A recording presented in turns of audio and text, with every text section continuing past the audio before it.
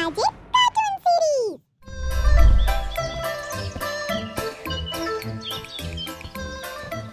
एक गांव में गोपाल नाम का आदमी अपनी पत्नी और बच्चों के साथ रहता था।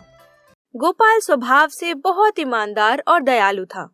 अगर उससे कोई भी जरूरतमंद मदद मांगता था तो वो मना नहीं कर पाता था। इसी वजह से कई बार वो मुश्किलों में भी पड़ जाता था। उसकी पत्नी के लाख समझाने पर भी वो अपनी दया भावना को कम नहीं कर पाता था। उसी गांव में एक पप्पू लाल नाम का आदमी भी रहता था, जो बहुत लालची और धोखेबाज स्वभाव का इंसान था। वो हमेशा गोपाल की अच्छी आदतों का फायदा उठा लेता था। एक दिन, अरे गोपाल, क्या तुम घर पर हो?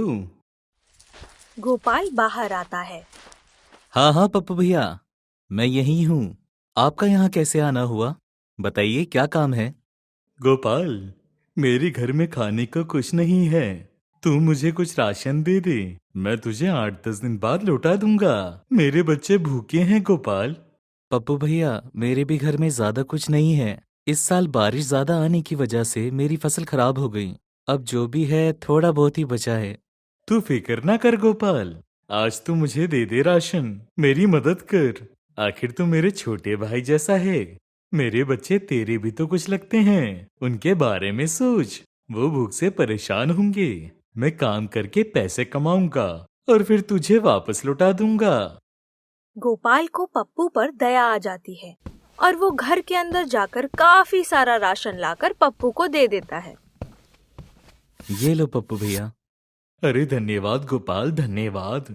अच्छा, अब मैं चलता हूँ। पप्पू जल्दी से राशन लेकर हल्की सी मुस्कान के साथ अपने घर की ओर निकल जाता है। ये गोपाल कितना बुद्धू है रे। ही। मैंने इसका फिर बेवकूफ बना दिया। अब मेरे घर में काफी राशन जमा हो गया है। अब तो मुझे और मेरे परिवार को कोई फिक्र नहीं। हा। ऐसे ही कुछ दिन बीत जाते हैं। पप्पू गोपाल का राशन नहीं लौटाता। फिर एक दिन, सुनो जी, घर में राशन बिल्कुल नहीं है। आज के लिए हो जाएगा, लेकिन कल से क्या होगा? हमारे बच्चे भूख से तड़पेंगे कल से। आप एक बार जाकर पप्पू भाई से मिलाओ। उन्होंने कहा था वो जल्दी राशन लौटा देंगे, लेकिन अब तो 3 महीने हो गए हैं। ठीक है, मैं जाकर पप्पू भैया से बात करता हूँ। गोपाल पप्पू लाल के घर जाता है। पप्पू भैया, अरे पप्पू भैया, आप घर पर हो? पप्पू घर से बाहर आता है। क्या हुआ गोपाल, कैसे आना हुआ? अरे पप्पू भैया, मेरे घर में राशन नहीं बचा। आपने कहा था ना कुछ दिनों में लौटा दोगे। अरे गोपाल, मैं तो लौटा देता, मगर मेरे पास भी कुछ नहीं बचा। जो मेरे पास है ही नहीं, मैं कैसे लौटाऊंगा तुझे गोपाल? ऐसा मत कहिए पप्पू भैया, मेरे परिवार का क्या होगा? मैंने तो आपको इसलिए अनाज दिया था कि आप बाद में लौटा दोगे। देख गोपाल, वो सब मैं नहीं जानता। तूने कभी सुना नहीं क्या, दाने दाने पर लिखा है खाने वाले का नाम। ईश्वर ने उस अनाज और राशन पर मेरा और मेरे परिवार का नाम लिखा होगा, सो वो हमारे पेट में गया। अब तू ईश्वर के आदेश के विरुद्ध जाना चाहता है क्या गोपाल? वो बात नहीं है भैया, मगर मगर वगर तू सब छोड़ गोपाल। तू जाकर कोई काम ढूंढ शहर में और नौकरी कर। तेरे नसीब में जो लिखा होगा वो खुद ब खुद तुझे मिल जाएगा। तब तक के लिए मुझे माफ कर भाई। गोपाल मायूस होकर घर आकर सब पत्नी को बताता है, तो पत्नी भी बहुत डांटती है। आपकी इस अच्छाई की वजह से ये सब हो रहा है। अगर आप इतने दयालु ना होते तो अभी हमारे पास कुछ महीने का राशन और होता। अब पता नहीं क्या होगा हमारे परिवार का। उर्मिला, ईश्वर सब देखता है। मैं किसी को मुश्किल में देखकर अपना मुंह नहीं मोड़ सकता, मगर मैं मेरी वजह से तुम्हें और बच्चों को परेशान नहीं होने दूंगा। मैं शहर जाकर कुछ करता हूँ। शहर में कोई काम मिल जाएगा तो राशन का बंदोबस्त भी हो जाएगा। मैं अभी निकलता हूँ और शाम होने से पहले पहले आ जाऊंगा। उर्मिला रसोई में जाकर एक पोटली में बचे खुचे चने और थोड़ा गुड़ बांध देती है। सुनो जी, ये लो, ये बचा खुचा बस यही है। तुम इसे अपने साथ ले जाओ। जब भूख लगे तो ये खा लेना, नहीं तो भूखे पेट आना जाना नहीं हो पाएगा। गोपाल उर्मिला की बात मानकर वो पोटली ले लेता है और शहर की ओर निकल जाता है। दिन भर शहर में भटकने के बाद भी उसे वहाँ कोई काम नहीं मिलता। शाम होने को आती है तो वो वापस घर की तरफ चल देता है। चलते चलते उसे भूख लगती है। उसने सुबह से कुछ खाया नहीं था। वो एक पेड़ के नीचे बैठकर अपने खाने की पोटली खोलता है जिसमें चने और गुड़ थे। तभी उसे एक अजनबी की आवाज आती है। बेटा, मैं बहुत भूखा हूँ। 3 दिन से कुछ नहीं खाया। क्या तुम्हारे पास कुछ खाने को है? गोपाल देखता है कि उसके सामने वाले पेड़ के नीचे एक साधु बैठा था जो बहुत दुबला पतला लग रहा था। गोपाल को उस पर दया आती है। साधु बाबा, मेरे पास ज्यादा कुछ नहीं है, सिर्फ कुछ गुड़ और थोड़े से चने हैं। लीजिए, ये आप खा लीजिए। और वो अपनी पोटली उस साधु को दे देता है। साधु खाकर खुश हो जाता है और बोलता है, आहा, मजा आ गया। तुम्हारा बहुत धन्यवाद। पर बेटा, तुम परेशान क्यों लग रहे हो? गोपाल उसे सब कुछ बता देता है। बेटा, तू बहुत अच्छा इंसान है जिसने खुद की भूख की परवाह नहीं की और मेरी भूख मिटा दी। तू चिंता मत कर। जैसे तू दूसरों की भूख मिटा देता है, वैसे ही तेरा परिवार भी भूखा नहीं रहेगा। वो साधु जादू से एक मटका ले आता है और गोपाल को दे देता है। बेटा, ये एक जादुई मटका है। इसमें से तुम जितना चाहो खाना निकालना, पर ये कभी खत्म नहीं होगा। क्या सच में साधु बाबा? हाँ बेटा, सच में। अब जा, तेरी पत्नी और बच्चे तेरी प्रतीक्षा कर रहे होंगे। गोपाल साधु को प्रणाम करके घर की ओर चल देता है। गोपाल को पूरा यकीन नहीं था, पर वो घर आ जाता है और सब कुछ अपनी पत्नी को बताता है। जब वो लोग मटके से खाना निकालते हैं तो खाना भी आ जाता है। वो और खाना निकालते हैं तो और आ जाता है। अब उन्हें भरोसा हो जाता है कि ये सच में एक जादुई मटका है। गोपाल और उर्मिला बहुत खुश हो जाते हैं। उनकी आंखों में खुशी के आंसू आ जाते हैं। देखा उर्मिला, मैं कहता था ना कि ईश्वर सब देखता है। अच्छाई हमेशा बुराई पर जीत हासिल करती ही है। हाँ जी, मैं मान गई। उस रात वो खुशी खुशी पेट भर खाना खाते हैं। कुछ दिन इसी तरह बीत जाते हैं। गोपाल, उर्मिला और उनके बच्चे बहुत खुशी से जीवन बिता रहे होते हैं। लेकिन ये सब पप्पू लाल को खटकता है और वो सोचता है, ये गरीब इतने खुश कैसे हैं? खाना पीना कैसे चल रहा है इनका? इनका तो राशन और अनाज भी कब का खत्म हो चुका होगा। और जहाँ तक मैं जानता हूँ, गोपाल अभी कहीं कोई काम भी नहीं कर रहा। कहीं इन्हें कोई खजाना तो नहीं मिल गया। लेकिन अगर ऐसा होता तो ये अब भी इतने साधारण तरीके से छोटे से घर में क्यों रहते? पता तो लगाना ही होगा। अगले ही दिन पप्पू गोपाल के घर आता है और रो धोकर कहता है, गोपाल, मेरी मदद करो मेरे भाई। हमारे पास कुछ खाने को नहीं बचा है। मेरी पत्नी और बच्चे भूख से मर जाएंगे। और ये कहकर गोपाल के सामने रोने का नाटक करने लगता है। गोपाल को उस पर दया आ जाती है और वो कहता है, अरे पप्पू भैया, रोना बंद करो। रुको, मैं तुम्हारे लिए खाना लेकर आता हूँ। गोपाल मटके में से खाना निकालकर उसे दे देता है। पप्पू भैया, आप ये खाना अभी ले जाओ। आज इससे आपके परिवार का पेट भर जाएगा। और जब तक आपको खाने की कमी हो, मेरे घर आ जाना और यहाँ से भोजन ले जाना। पप्पू उस दिन खाना लेकर अपने घर चला जाता है। कुछ दिनों तक पप्पू रोज गोपाल के घर से खाना ले जाता है। एक दिन रोज की तरह पप्पू गोपाल के घर आता है। गोपाल रसोई में जाकर मटके से खाना निकाल ही रहा होता है कि तभी उर्मिला भी वहाँ आ जाती है। आप फिर से अपनी अच्छाई की वजह से मुश्किलों में मत पड़ जाना। याद नहीं पप्पू भाई ने हमारे साथ क्या किया था? उर्मिला, जाने दो ना। अभी किसी का हमारी वजह से भला हो रहा है तो क्या हर्ज है। और वैसे भी ये मटका हमारा नहीं है, ये तो उन साधु बाबा ने हमें दिया था।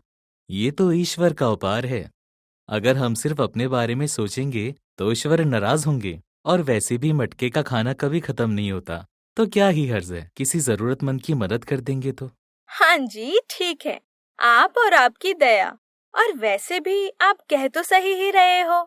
गोपाल और उर्मिला एक दूसरे को देखकर हल्का सा मुस्कुरा देते हैं।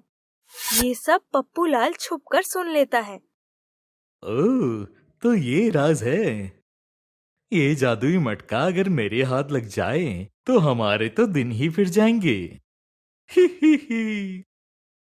उस समय वो खाना लेकर वहाँ से चला जाता है, लेकिन रात को आकर वो चुपचाप किसी तरह वो जादुई मटका चुरा लेता है और अपने घर ले जाता है। पप्पूलाल बहुत खुश था और तरह तरह की चीजों के बारे में सोच रहा था। ये गोपाल कितना मूर्ख है। इसे तो उस मटके का सही इस्तेमाल करना भी नहीं आता।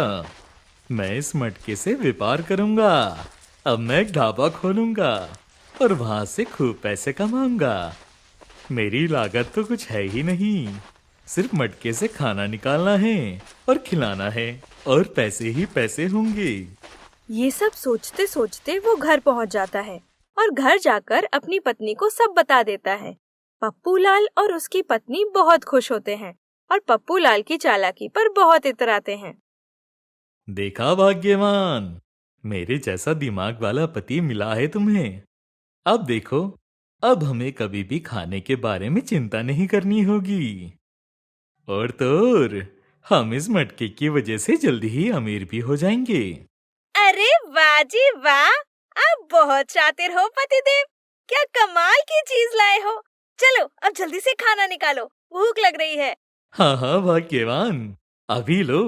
पप्पूलाल मटके से खाना निकालने की कोशिश करता है, पर जैसे ही वो खाना निकालता है, पहली बार में सड़ा हुआ खाना निकलता है। छी, क्या है जी ये तो सड़ा है। अरे कैसे हुआ? रुको, दोबारा कोशिश करता हूँ। वो फिर से मटके से खाना निकालता है। इस बार भी सड़ा हुआ खाना ही निकलता है।